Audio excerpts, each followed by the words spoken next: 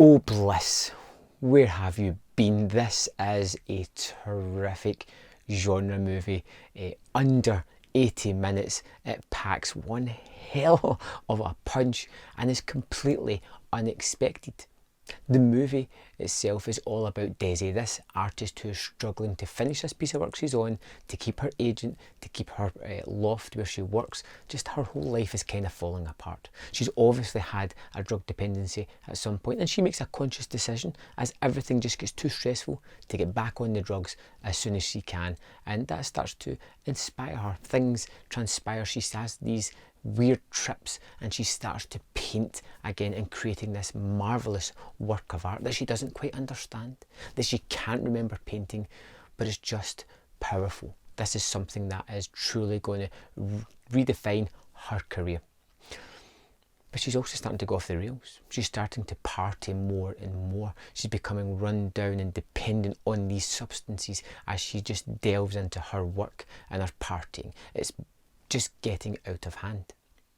And as the movie goes on, we start to see Desi completely lose it. You know, she gets addicted to this drug that she's taking, and she's starting to do violent tendencies toward people. She's starting to have hallucinations of extremely bloody, violent things happening. She's losing all inhibitions that she has.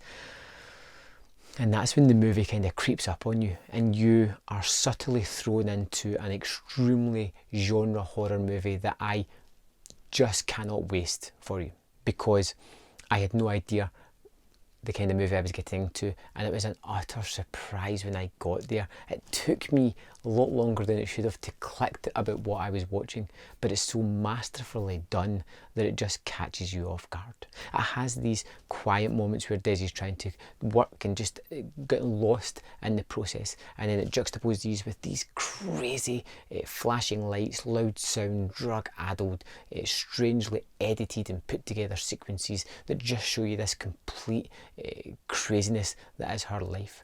Especially these drug-addled scenes as she starts to just completely throw everything out the window and just loses all inhibitions. She does things that she would never do before, but she feels as if it's all really adding to her art as she creates this masterpiece of hers.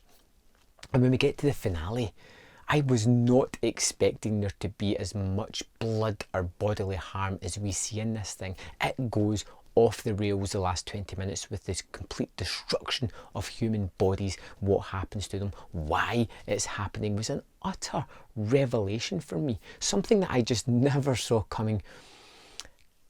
And I can't tell you. I just simply cannot tell you. This is a movie to be experienced and not spoiled. Do not let anybody tell you any more than what I have about this movie. It's an utter delight. It was an absolute joy to watch, and to have it in such a succinct, quick runtime was just wonderful. I loved the character of Desi. I liked some of the other characters. I liked the fact that it didn't just hold you by the hand and tell you everything in advance. It left you with the character, unknowing why things were happening to her, why she was doing things that she couldn't understand, which becomes apparent later on, and it puts you in a sympathetic node with this character, which I really appreciated, I really loved. And when you get to that kind of part at the end, you're surprised, you're energised, you're with it, you're shocked, but my goodness, is it highly entertaining. Bliss, although I've kept this kind of mysterious for you, you'll understand when you see it. I think this is a highly recommended, terrific genre movie that feels a little bit all over the place at the start, but is meticulously put together and really well done, well worth checking out. I'd love to know your thoughts on Bliss. Let me know in the comment box below, and I'll see you next time on Man vs. Film.